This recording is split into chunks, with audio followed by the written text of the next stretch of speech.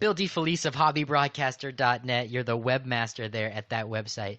We're talking about legal, small radio that's available to everybody, otherwise known as Part 15.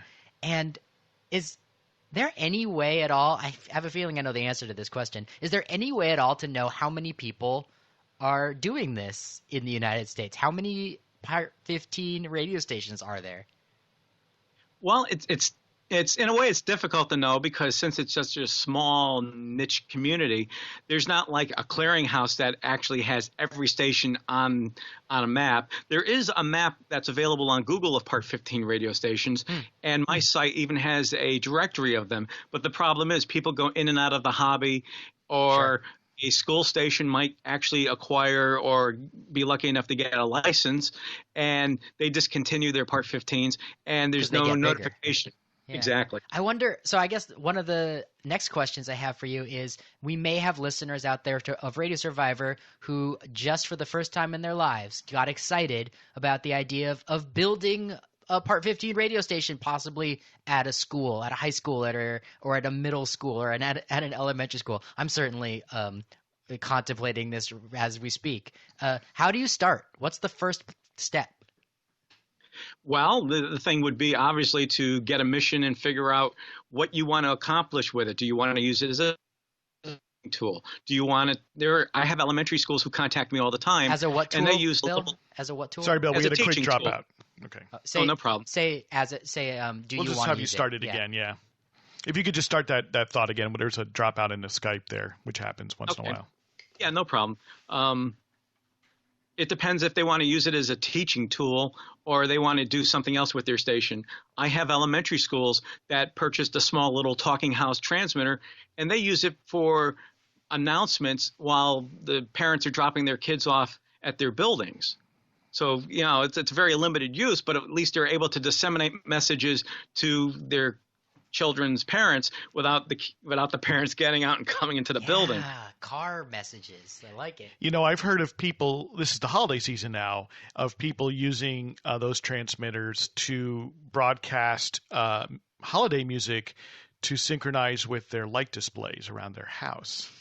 That's very popular. A lot of people tend to go for the FM signal with that, and sometimes it takes a little creativity because with such a low signal, they may have to scoot the transmitter closer to the street as people go and park and watch the light display, because the further away the transmitter is, depending if it's one that's compliant or maybe underpowered, that would make the signal a little iffy at the car end.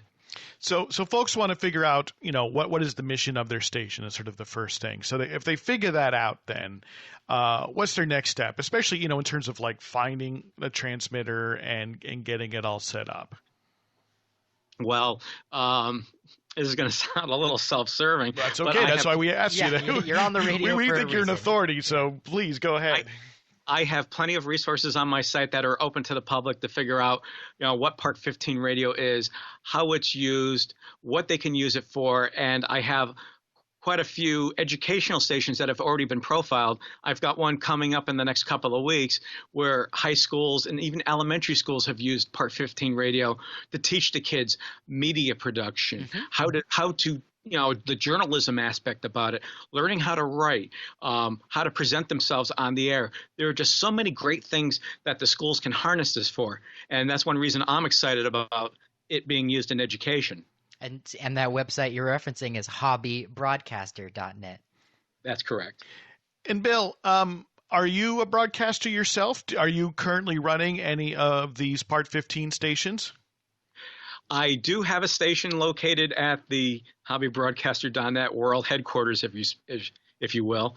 But I also have, because we do the transmitter evaluations, I have a bunch of these transmitters going all the time because it's one way to evaluate the long-lasting durability, the mean time between failure, to see just how rugged and how dependable these transmitters are. What do you play on your station? I'm one of those people who love the oldies, and I play oldies from the 50s all the way up to about 1992. And do you know if you have any listeners? Do you ever hear from listeners?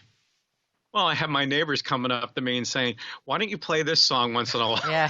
Well, hey, right? So it's like neighborhood radio there, And is right? this- Hyper local Yeah. neighborhood And radio. you're playing it off a computer, I imagine.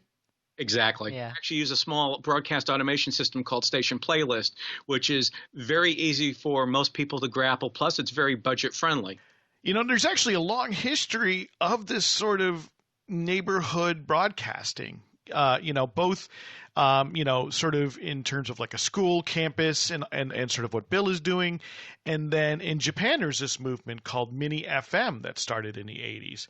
That was also based upon doing legal, unlicensed broadcasting. It was on the FM dial in Japan, where they have slightly different rules.